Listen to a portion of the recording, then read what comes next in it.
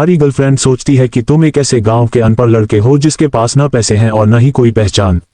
फिर भी वह तुम्हें फू वेंग की बेटी के बिस्तर तक पहुंचने में मदद करने को तैयार है। क्या तुमने कभी सोचा है कि तुम रोंडू के ये परिवार के युवा मास्टर हो? सिर्फ एक न्यू मेडिसिन ग्रुप की कीमत ही 10,000 युआन है। 3 साल पहले तुम्हारे दादाजी ने तुम्हें लॉन्गन विलेज के सबसे गरीब बूढ़े आदमी के पास भेजा था। असल में वह चाहते थे कि तुम इस फिल्मी दुनिया के मास्टर से मार्शल आर्ट सीखो ताकि भविष्य में परिवार का कारोबार संभालने के लिए तुम्हारे पास और भी मजबूत ताकत हो। वैंग किउया को एक अधेड़ आदमी को चूमते हुए और कमरे से बाहर निकलते देखकर तुम अपने दिल में उठ रहे गुस्से को दबा नहीं पाए। फिंगरमैन चेन शेंगबाओ, ये कौन है? वो बेशक मेरा बॉयफ्रेंड है। वैंग किउया तुम्हें देखकर ऐसे भाव बना रही थी जैसे तुम बेवकूफ हो। बॉयफ्रेंड? लेकिन उसकी तो शादी हो चुकी है। तुमने उस आदमी के हाथ में पहनी शादी की अंगूठी देखी और उदास चेहरे से कहा, शादी से क्या हुआ? किसने कहा कि शादीशुदा इंसान प्यार नहीं कर सकता? जब तक हम एक दूसरे को पसंद करते हैं इससे किसी को क्या मतलब? वैंग किउया ने तुम्हें तिरस्कार भरी नजरों से देखा और पूरे चेहरे पर घमंड लिए हुए बोली, लेकिन तुमने तो पहले कहा था कि तुम मुझे पसंद करती हो। तुम गुस्से में थे। मैं तुम्हें पसंद करती हूँ। ये लिन, मासूम मत बनो। तुम जैसे गरीब आदमी जो जन्मदिन का तोहफा तक नहीं खरीद सकता, क्या तुम्हें लगता है कि मैं तुम्हें पसंद करूंगी? वैंग किउया ने तुम्हें तिरस्कार से देखा और फिर से घमंड से नाक सिकोड़ ली। मैं खरीद नहीं सकता। तुम खरीद सकते हो। तुम्हें क्या हुआ है? मुझे अभी तक नहीं पता। एक बेकार आदमी जो बूढ़े लोगों के सहारे जीता है। तुम क्या खरीद सकते हो? ठीक है, दिखावा करना बंद करो। तुम एक गरीब आदमी हो। तुम मुझे वो चीज नहीं दे सकते जो मुझे चाहिए। तुम्हें क्या चाहिए? तुम्हें 3 साल से साथ रहने वाली इस लड़की को देखकर समझ नहीं आ रहा था कि कुछ ही महीनों में वह इतनी बदल कैसे गई। मुझे क्या चाहिए? इस तरह का बैग 10,000 का है। क्या तुम इसे खरीद सकते हो? और वो गाड़ी देखी? वो वेन हाउ की BMW है। ये बहुत महंगी भी नहीं है, सिर्फ 5 से 6 लाख युआन की है। क्या तुम इसे खरीद सकते हो? घर की तो बात ही मत करो। तुम जैसे गरीब आदमी इसे खरीद ही नहीं सकते। तुम पूरी जिंदगी शहर में फूलों का एक सेट तक खरीदने के लायक नहीं हो। वैंग किउया ने तुम्हें तिरस्कार से देखा। उसने घमंड से नाक सिकोड़ ली। तुम पूरी तरह से स्तब्ध रह गए। तुम समझ ही नहीं पा रहे थे कि वह क्यों नहीं समझ रही थी। शुद्ध और दयालु वैंग किउया ने खुद को और एक शादीशुदा आदमी को धोखा दे दिया था, सिर्फ इसलिए क्योंकि उसे गरीबी पसंद नहीं थी। ठीक है किउया, ऐसे गरीब आदमी से मैं क्या कहूँ। चलो, मुझे रोंडू जाकर 10 लाख का कॉन्ट्रैक्ट साइन करना है। इतने समय से तमाशा देख रहा वह आदमी हंसा। उसने वैंग किउया की कमर पकड़ी और BMW की तरफ चल पड़ा। वैंग किउया ने कोई विरोध नहीं किया। वह आदमी तुम्हारे पास से गुजरते हुए बोला, लड़के, एक बात याद रखना, अगर तुम्हें किसी लड़की को पाना है तो तुम्हारे पास पैसे होना जरूरी है। तुम्हारे पास से गुजरते हुए उस आदमी ने तुम्हारी तरफ देखा और घमंड से नाक सिकोड़ ली। उसने तुम्हें कुछ बोलने का मौका तक नहीं दिया। वह वैंग किउया को BMW में लेकर चला गया। तुम वहीं खड़े रहे और BMW को दूर जाते हुए देखते रहे। तभी पीछे से एक भारी आवाज आई, ये लिन, किउया को वास्तविकता के लिए दोष मत दो। तुम्हारे और मिस्टर ली के बीच बहुत बड़ा अंतर है। जब तुमने पीछे मुड़कर देखा तो वह वैंग किउया की सबसे अच्छी दोस्त ज़ैंग फैंगफैंग थी। उसने तुम्हें बोलने का मौका नहीं दिया। ज़ैंग फैंगफैंग ने फिर कहा, और कुछ कहने की जरूरत नहीं है। आज ही मिस्टर ली रोंडू जाकर शिन्याओ ग्रुप के साथ 10 लाख का कॉन्ट्रैक्ट साइन करने वाला है। 10 लाख? मुझे डर है कि तुम्हारे जैसे गरीब आदमी के लिए पूरी जिंदगी में भी ये संभव नहीं होगा। तुम्हें देखकर लगता है कि तुम्हें आईने में भी अजीब ही दिखाई देता होगा। वो आदमी शिन्याओ ग्रुप के साथ कॉन्ट्रैक्ट साइन करना चाहता है। वैसे तुम्हारी पहचान देखकर लगता है कि तुम्हें पता ही नहीं होगा कि शिन्याओ ग्रुप क्या है। ये रोंडू का सबसे बड़ा वित्तीय समूह है। इसमें 10,000 से भी ज्यादा लोग हैं। लॉन्गन सिटी में शिन्याओ ग्रुप के साथ सहयोग कर सकने वाले लोगों की संख्या कुछ ही है। मिस्टर ली उसके साथ सहयोग कर सकता है। यही साबित करने के लिए काफी है कि मिस्टर ली का भविष्य कितना शानदार होगा। किउया का भविष्य भी खुशहाल रहेगा। तुम्हें बेहतर होगा कि तुम पहले ही हार मान लो। तुम्हारा खराब चेहरा देखकर ज़ैंग फैंगफैंग ने सोचा कि तुम्हें शिन्याओ ग्रुप का मतलब ही नहीं पता। उसे नहीं पता था कि शिन्याओ ग्रुप तुम्हारे लिए क्या मायने रखता है। तुम्हारी आंखों में अजीब सी चमक और भी गहरी हो गई। तुम कुछ बोलते उससे पहले ही आसपास एक भारी आवाज गूंजी। तभी 4 बेंसेस 600 और एक लंबी रोल्स रॉयस दिखाई दी। स्कूल के गेट की बाईं ओर से एक शानदार कारों का काफिला आया और सीधे स्कूल के गेट पर रुक गया। काले सूट पहने कई बॉडीगार्ड तेजी से बेंस कारों से नीचे उतरे। उन्होंने कारों के पूरे काफिले को घेर लिया। इतना बड़ा काफिला देखकर हर कोई हैरान रह गया। ये कौन है? इतनी बड़ी तैयारी के साथ घूम रहा है। सबकी नजरों के सामने रोल्स रॉयस का दरवाजा खुला। सफेद बालों वाला एक अधेड़ आदमी कार से नीचे उतरा। टीवी पर अक्सर दिखाई देने वाले उस चेहरे को देखते ही ज़ैंग फैंग हैरान रह गई। ये तो शिन्याओ ग्रुप के अध्यक्ष किन मफेंग हैं। कोई आश्चर्य नहीं कि उनके आने जाने का इंतजाम इतना शानदार है। लेकिन वह लॉन्गयन सिटी क्यों आए हैं? क्या वह मिस्टर ली के साथ सहयोग करने आए हैं? लेकिन मिस्टर ली तो अभी वैंग किउया को लेकर रोंडू चला गया। ज़ैंग फैंग अभी इसी उलझन में थी कि किन मफेंग तुम्हारी तरफ आने लगा। सबसे वफादार नौकर की तरह उसने तुम्हारे सामने झुककर कहा, युवा मास्टर, मैं आपको लेने आया हूं। फैंग फैंग पूरी तरह से स्तब्ध रह गई। ज़ैंग फैंग ने वैंग किउया से सुना था कि तुम लॉन्गयन विलेज के सबसे गरीब बूढ़े आदमी के पास रहते थे और मिस्टर लॉन्ग के दूर के रिश्तेदार थे। 3 साल पहले तुम मिस्टर लॉन्ग पर निर्भर रहने के लिए वहां गए थे। मिस्टर लॉन्ग मूल रूप से गांव के सबसे गरीब बूढ़े आदमी थे। उनके पास रहने के लिए आए व्यक्ति की आखिर क्या पहचान हो सकती थी? इसी वजह से उसने वैंग किउया को कोई बेवकूफी न करने के लिए समझाया था। वैंग किउया ने भी उसकी सलाह मानी और तुमसे तुरंत रिश्ता तोड़ लिया। वह ली वेनहाव की प्रेमिका बन गई। लेकिन किसने सोचा था कि आखिरकार उनके द्वारा छोड़ा गया तुम ही वह व्यक्ति थे जिसे शिन्याओ ग्रुप के अध्यक्ष किन मफेंग खुद युवा मास्टर कह रहे थे। जिस व्यक्ति का किन मफेंग सम्मान करता हो वह गरीब लड़का कैसे हो सकता था? मजेदार बात तो ये थी कि उसने तुमसे कहा था कि शायद तुम्हें शिन्याओ ग्रुप के बारे में भी पता नहीं होगा। ये सोचकर कि उसने वैंग किउया को तुमसे रिश्ता तोड़ने के लिए इसलिए समझाया था क्योंकि ली वेनहाव शिन्याओ ग्रुप के साथ सहयोग करने के योग्य था, उसका चेहरा और भी बदसूरत हो गया। ली वेनहाव सिर्फ शिन्याओ ग्रुप के साथ सहयोग करने के योग्य था, लेकिन तुम शिन्याओ ग्रुप के मालिक थे। क्या ये तरबूज छोड़कर छिलका उठाने जैसा नहीं था? क्या है? चलो, तुमने ज़ैंग फैंग की तरफ दोबारा देखा तक नहीं। तुम किन मफेंग के साथ ये परिवार की गाड़ी में बैठ गए। गाड़ी में किन मफेंग ने तुम्हारी तरफ देखा और गंभीर आवाज में कहा, मिस, ये भी कई दिनों से कंपनी नहीं आई है। मुझे चिंता है कि ये परिवार में कुछ बदलाव हुआ है, इसलिए मैं युवा मास्टर को ढूंढने आया हूँ। क्या? तुम्हारी आंखें कांप उठी। तुम कंसोर्टियम और ली वेनहाव के कॉन्ट्रैक्ट के बारे में पूछने वाले थे, लेकिन तुम उसे भूल गए। 3 साल पहले जब दादाजी ने तुम्हें लॉन्गयन विलेज भेजा था तब तुम अभी भी कांप रहे थे। सिर्फ 3 साल हुए हैं। उन्हें बीमारी कैसे हो सकती है? जहां तक मिस ये की बात है, उनका नाम ये यूरो है। वह वही लड़की है जिसे तुम्हारी माँ ने तुम्हारे बहुत छोटे होने पर बाहर से गोद लिया था। वह तुमसे कुछ साल बड़ी है। वह इस दुनिया में तुम्हारे सबसे करीबी लोगों में से एक है। तुम्हारे रोंडू छोड़ने के बाद से वह किन मफेंग की सहायता से शिन्याओ ग्रुप का प्रबंधन कर रही है। तुम कई दिनों से कंपनी नहीं गए हो। क्या सच में तुम्हारे परिवार में कुछ हुआ है? 1 घंटे से ज्यादा समय बाद लोगों का एक समूह ये परिवार की हवेली में पहुंचा। किन मफेंग ये परिवार की हवेली के अंदर नहीं जा सका। तुम सबसे पहले कंजू गार्डन नहीं गए जहां दादाजी रहते थे। इसके बजाय तुम लोंगू कोर्टयार्ड की तरफ भागे जहां तुम पहले रहा करते थे। तुम्हें नहीं पता था कि तुम्हारे परिवार के साथ क्या हुआ था। तुम्हें पहले ये यूरो से पूछना था, लेकिन जैसे ही तुम आंगन में घुसे तुमने ये यूरो को जमीन पर पड़ा देखा। वह तुम्हारे सामने खड़े एक आदमी को शर्म से देख रही थी।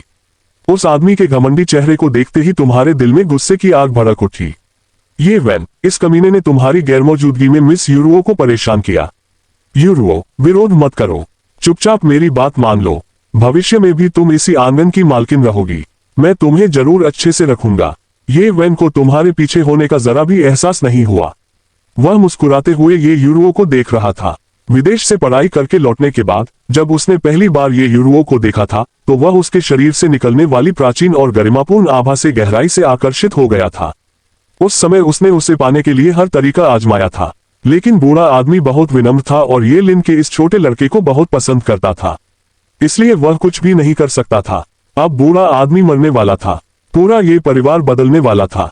अपने पिता की ताकत के साथ भले ही वह ये परिवार का मुखिया न बन पाए, फिर भी वह अंकल फेंटिंग से मुकाबला कर सकता था। इस समय वह इस लंबे समय से चाही गई महिला को पाना चाहता था।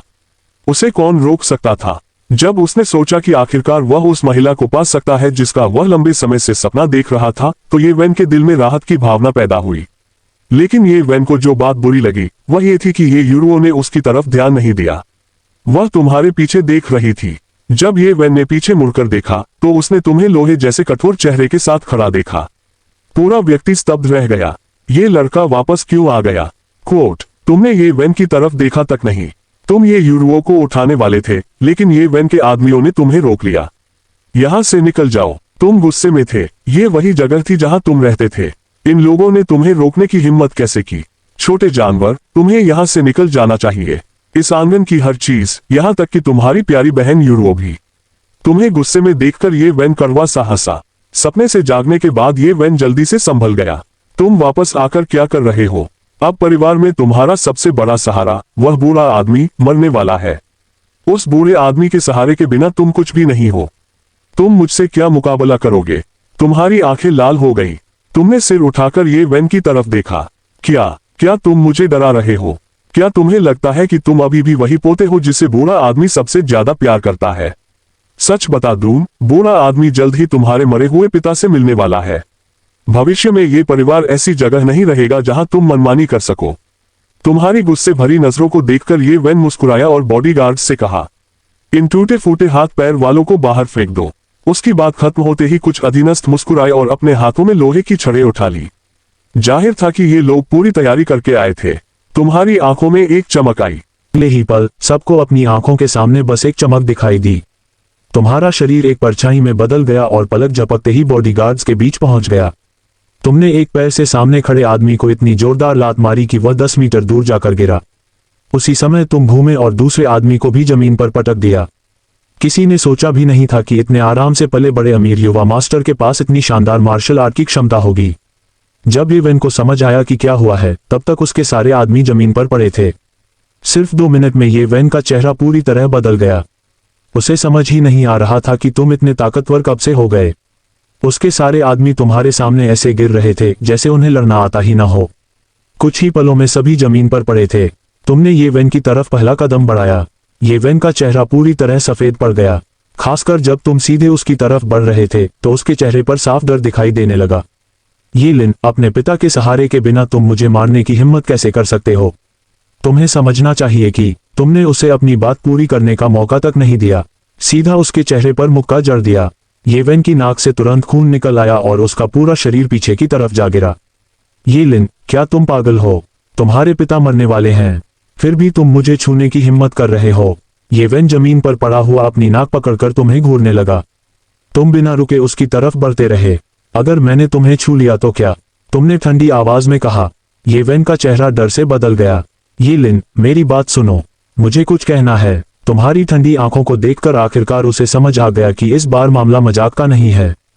तभी अचानक कदमों की आवाज ने तुम्हें रोक दिया। तुमने सिर उठाकर देखा। एक अधेड़ आदमी एक घायल बॉडीगार्ड को घसीटते हुए आंगन में दाखिल हुआ। तुम्हें देखते ही उसकी आंखों में जोश भर गया। उसने उस बॉडीगार्ड को जमीन पर फेंका, फिर झुककर कहा, युवा मास्टर, येहू को इन घटिया लोगों ने रोक दिया था। मुझे देर हो गई, कृपया मुझे सजा दें। तुम हल्का सा मुस्कुराए। कोई बात नहीं। फिर तुमने कहा, तुम बिल्कुल सही समय पर आए हो। इन सभी को मेरे लिए बाहर फेंक दो। येहू बिना कुछ बोले ये वैन की तरफ बढ़ गया। ये वैन घबरा गया। येहू, तुम तो सिर्फ ये परिवार के पाले हुए कुत्ते हो। तुम्हारी हिम्मत कैसे हुई मुझे मारने की? येहू ने उसकी तरफ ठंडी नजरों से देखा और कहा, क्योंकि मैं युवा मास्टर का कुत्ता हूं। ये वैन पूरी तरह से स्तब्ध रह गया। उसके दिमाग में बार बार वही शब्द गूंजने लगे, क्योंकि मैं युवा मास्टर का कुत्ता हूं। मैं ये परिवार का कुत्ता नहीं हूं। मैं सिर्फ युवा मास्टर के प्रति वफादार हूं। ये वैन को समझ ही नहीं आ रहा था कि आखिर येहू तुम्हारे लिए इतना वफादार क्यों है। येहू रोंडू की दुनिया का एक मशहूर व्यक्ति था। क्योंकि उसने तुम्हें नाराज कर दिया था, इसलिए उसने बॉस का पद खो दिया और तुम्हारे आसपास रहने वाला आदमी बन गया। सामान्य तौर पर तो अब जब बूढ़ा आदमी मरने वाला था और तुम अपना सबसे बड़ा सहारा खो चुके थे, येहू को सबसे पहले तुम्हारे खिलाफ खड़ा होना चाहिए था। लेकिन वह तुम्हारे प्रति इतना वफादार था कि खुद को तुम्हारा कुत्ता कहने तक के लिए तैयार था। तुम येहू के पास गए और उसके कंधे पर जोर से हाथ रखा। आहू, तुम कुत्ते नहीं हो, तुम मेरे भाई हो। तुमने ये वैन की तरफ देखा तक नहीं। तुम सीधे जमीन पर पड़ी ये यूरो के पास चले गए। वह तुम्हारी अकेली पीठ को देख रही थी और तुम्हारी बातें सुन रही थी। येहू की आंखों में आंसू चमकने लगे। युवा मास्टर, ये परिवार में भविष्य में चाहे कितने भी बदलाव क्यों न हो, आप हमेशा मेरे युवा मास्टर रहेंगे। येहू ने ये वैन का पैर पकड़ा और उसे बाहर घसीटने लगा। युवा मास्टर ने कहा है कि इन लोगों को बाहर फेंकना है तो इन्हें बाहर ही फेंका जाएगा। ये वैन ये परिवार का युवा मास्टर था। उसे कब किसी ने मरे हुए कुत्ते की तरह घसीटकर बाहर निकाला था। वह पागलों की तरह गालियां देने लगा, लेकिन येहू ने उसकी एक भी बात नहीं सुनी। वह उसे दरवाजे तक घसीटकर ले गया और सीधे बाहर फेंक दिया। ये दृश्य देखकर ये वैन के पैर कांपने लगे। उसकी हिम्मत ही नहीं हुई कि वह वहां और रुके। वह तुरंत उठकर वहां से भाग गया। तुम्हें इन चीजों की बिल्कुल परवाह नहीं थी। तुम सीधे ये यूरो के पास गए। उसके चेहरे पर उंगलियों के निशान देखकर तुम्हारे दिल में दर्द हुआ। सिस्टर यूरो, तुम्हें बहुत सहना पड़ा। सियोलिंग, मैं ठीक हूँ। दादाजी मरने वाले हैं, तुम उनसे मिलने जाओ। ये यूरो को अपने चेहरे के दर्द की बिल्कुल परवाह नहीं थी। उसने तुम्हारा हाथ पकड़ा और तुम्हें बाहर लेकर चल पड़ी। वह बुरा आदमी ये परिवार का सबसे बड़ा सहारा था। आज तुमने उसके लिए ये वेन को अपमानित भी किया था। अगर बुरा आदमी तुम्हारे लिए बोल पाता तो ये वेन का परिवार तुमसे डरता। लेकिन अगर तुम आखिरी बार भी बुरे आदमी से नहीं मिल पाए और ये वेन ने बाद में तुमसे बदला लिया तो ये तुम्हारे लिए बहुत बड़ी परेशानी बन सकती थी। जब तुम वहां पहुंचे तो देखा कि किंगजू गार्डन लोगों से भरा हुआ था। पूरा ये परिवार वहां मौजूद था। बुरे आदमी के 4 बेटे थे। सबसे बड़े बेटे का नाम ये जेंगडांग था, दूसरे बेटे का नाम ये जेंगशी था, तीसरे बेटे का नाम ये जेंगनान था, सबसे छोटे बेटे का नाम ये जेंगबी था। इनमें तुम्हारे पिता ये जेंगनान सबसे ज्यादा प्रतिभाशाली थे। उन्होंने सिर्फ 18 साल की उम्र में ये परिवार छोड़ दिया था। उन्होंने शिन्याओ ग्रुप की स्थापना की थी। सिर्फ 10 से ज्यादा वर्षों में शिन्याओ ग्रुप इतना बड़ा हो गया था कि उसका स्तर ये परिवार से कम नहीं था। अफसोस की बात थी कि तुम्हारे पिता कम उम्र में ही मर गए। जब तुम 10 साल के थे तब बाहर अपनी पत्नी के साथ जाते समय एक दुर्घटना में उनकी मृत्यु हो गई। उसके बाद से बुरा आदमी तुमसे बहुत प्यार करने लगा था। तुम बचपन से ही एक छोटे शैतान की तरह थे। तुमने ऐसी बहुत सी चीजें की थी जिनसे लोगों को गुस्सा आता था। ये परिवार लंबे समय से तुमसे खुश नहीं था, लेकिन जब तक बुरा आदमी मौजूद था किसी की हिम्मत नहीं थी कि वह तुम्हारे साथ कुछ करे। अब बुरे आदमी की जिंदगी खतरे में थी। वह कभी भी मर सकते थे। बुरे आदमी के बिना आखिर तुम्हारी परवाह कौन करता। आमतौर पर टैंग भाई और टैंग बहनें तुम्हारे साथ ठंडे गर्म व्यवहार करते थे, लेकिन तुम्हें इन तथाकथित टैंग भाइयों और टैंग बहनों की बिल्कुल परवाह नहीं थी। तुम अंदर जाना चाहते थे लेकिन ये यूं ने तुम्हें रोक लिया। ये यूं तुम्हारे चाचा ये जेंगडोंग का बेटा था। अब वह ये परिवार में सबसे सक्षम व्यक्ति था। उसने कुछ अच्छे परिणाम भी हासिल किए थे। एक बार बुरा आदमी मर जाता तो ये परिवार शिन्याओ ग्रुप जैसी बड़ी संपत्ति किसी बाहरी व्यक्ति को नहीं देने वाला था। वही शिन्याओ ग्रुप में शामिल होने वाला सबसे संभावित व्यक्ति था। तुमने ये यूं की तरफ देखा और कहा, अच्छा कुत्ता रास्ता नहीं रोकता, हटो। ये यूं का चेहरा तुरंत हरा पड़ गया। आखिर मैं तुम्हारा बड़ा भाई हूँ। मैं ये परिवार का पहला उत्तराधिकारी भी हूँ। तुम्हारी हिम्मत कैसे हुई मुझे कुत्ता कहने की, और ऊपर से मुझे रास्ते से हटने के लिए कह रहे हो। क्या तुम्हें सच में लगता है कि तुम पहले की तरह मनमानी कर सकते हो? ये यूं पहले से ही बहुत शर्मिंदा था, लेकिन तुमने फिर उसकी बात काट दी। हटो, तुम मुझे दादाजी का इलाज करने से रोक रहे हो। ये यूं हैरान रह गया। दादाजी को क्या हुआ है? तुम ये परिवार के पापी हो और दादाजी का इलाज करोगे? सब लोग फिर से हैरान हो गए। क्या ये लड़का अपना दिमाग खो चुका है? ये परिवार के सबसे अच्छे डॉक्टर पहले से ही वहां मौजूद थे। डॉक्टर यांग भी बेबस हो चुका था। उसे तो सिर्फ लड़ना आता था, और अब ये मुसीबत पैदा करने वाला लड़का कह रहा था कि वह दादाजी का इलाज करेगा। ये पागल नहीं है तो और क्या है? ये यूं गुस्से में हंस पड़ा। वह तुम्हारा मजाक उड़ाने ही वाला था कि तभी अंदर से आवाज आई, ये यूं क्या हो रहा है? जब ये यूं तुम्हारा मजाक उड़ाने वाला था तभी उसने ये जेंगडोंग को अंदर से बाहर आते देखा। वह अंदर डॉक्टर यांग और बाकी लोगों के साथ बुरे आदमी का इलाज कर रहा था, लेकिन बाहर का शोर सुनकर वह गुस्से में बाहर चला आया। डैड, येलिन वापस आ गया है। वह कह रहा है कि वह दादाजी का इलाज करेगा। ये जेंगडोंग के सामने ये यूं ज्यादा कुछ कहने की हिम्मत नहीं करता था। उसने जल्दी से कहा, इलाज करेगा। ये जेंगडोंग भी बहुत खुश हुआ, लेकिन जब उसने देखा कि उसका बेटा तुम्हें दरवाजे पर रोककर खड़ा है तो उसके चेहरे पर गुस्से की झलक दिखाई दी। शाओलिंग, ये कौन सा समय है? तुम अभी भी मजाक कर रहे हो? तुमने हाथ हिलाते हुए मासूमियत से कहा। अंकल, क्या आपको लगता है कि मैं बेवकूफ हूँ? ये जेंगडोंग का चेहरा बिगड़ गया। मजाक? पूरे ये परिवार में सबसे ज्यादा मजाक कौन कर रहा है पता है? तुम। दादाजी की हालत अभी गंभीर है। जिस पोते को बुरा आदमी सबसे ज्यादा प्यार करता है उसे वापस आने के बाद बाहर रहना चाहिए था, लेकिन तुम अभी भी यहाँ तमाशा कर रहे हो। ये मजाक नहीं तो और क्या है? लेकिन आखिर वह तुम्हारे बड़े हैं, इसलिए मैं अपने बेटे की तरह तुम्हारा मजाक नहीं उड़ाऊंगा। शाओलिंग, अंकल जानता है कि तुम अपने दादाजी को लेकर चिंतित हो, लेकिन डीन जैंग तुम्हारे दादाजी का इलाज कर रहे हैं। तुम उन्हें परेशान नहीं कर सकते। पहले बाहर रहो, जब दादाजी होश में आ जाएं, तब अंदर आना। तुमने तुरंत कहा, वह मेरे दादाजी को ठीक नहीं कर सकते, सिर्फ मैं ही अपने दादाजी को ठीक कर सकता हूँ। ये जेंगडोंग के इतना कहने के बाद वह मुड़ा और वापस घर के अंदर जाने लगा, लेकिन जैसे ही उसने तुम्हारे भाले जैसी आवाज सुनी पूरा व्यक्ति स्तब्ध रह गया।